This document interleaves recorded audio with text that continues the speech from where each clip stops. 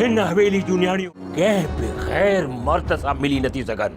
पर चाचा सही बस आयो ऐं साले बि हिन खे चाहियो। चाचा पीर बख्श बि राज़ी हुयो। हां छो रिश्ते खे ठुकरायो?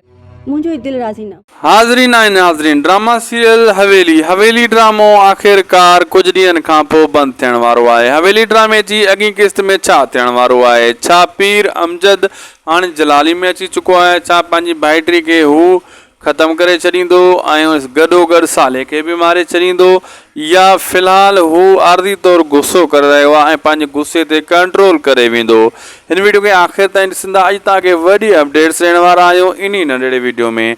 दोस्तों मां तव्हांखे ॿुधाईंदो हलां त पहिरियां त पीर अमजद पंहिंजी भाइटी खे बुरो भलो ख़ूब चवंदो, उन खे वॾियो मतिलबु ॿुधाईंदो ऐं हू ज़िद कंदी त मां पंहिंजे मुड़ुसु साले सां मिलणु चाहियां थी, उहो बि तुंहिंजी हवेली में आहे, मां बि तुंहिंजी हवेली में आहियां, ॿई तुंहिंजी पनाह में आहियूं। हू गैर गुस्से में अची वेंदो, चवंदो तूं कहिड़ी हैसियत सां इहा ॻाल्हि करे रही आहीं? असांजी हवेली जूं औरतूं कंहिं गैर मर्द सां नथियूं मिली सघनि।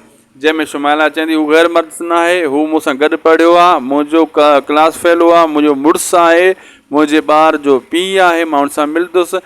जंहिंमें फुल जलाली में अची वेंदो आहे, जंहिंमें पीर अमजद इन खे गुस्सो ॾेई मुटाए छॾींदो आहे, चवंदो आहे शुक्र कर मां तोखे अञा ताईं मारियो न आहे, चुप करे वञी वेही रहो हुते।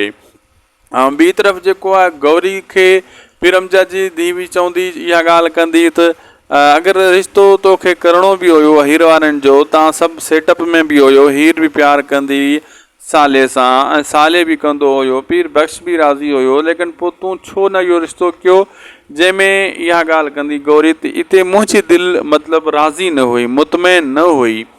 पोइ इहा ॻाल्हि कंदी पीर अमजद जी धीउ मासी, इहा ॻाल्हि मूंखे सम्झ में न आई, इहो को मुंहिंजे सवाल जो जवाबु न आहे, जेका तूं ॻाल्हि कई आहे हू चवंदी बिल्कुलु इहा ईअं ई ॻाल्हि आहे जीअं मां तोखे सम्झायो आहे, मां राज़ी न हुयुसि इन करे हीउ रिश्तो न थी सघियो। हाणे कीअं ॿुधाए त हीर खे मां जेको आहे पीर अमजद जे हवाले करणु चाहियां पई? पीर अमजद उन जो पीउ आहे, मां उनजी घरवारी आहे, निकाह थियल आहे, उनजी धीउ खे हीउ कीअं सिधो ॿुधाए? जॾहिं पीर अमजद ई नथो ॿुधाए पंहिंजी घरवारी धीउ खे, हीउ कीअं ॿुधाए?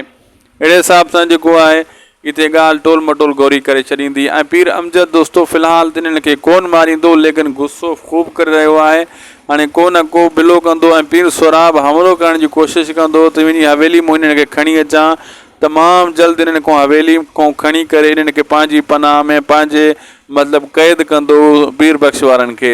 इहो मां तव्हांखे ॿुधायां थो, तमामु जल्द इहे सीन साम्हूं तव्हांजे अचण वारा आहिनि दोस्तो।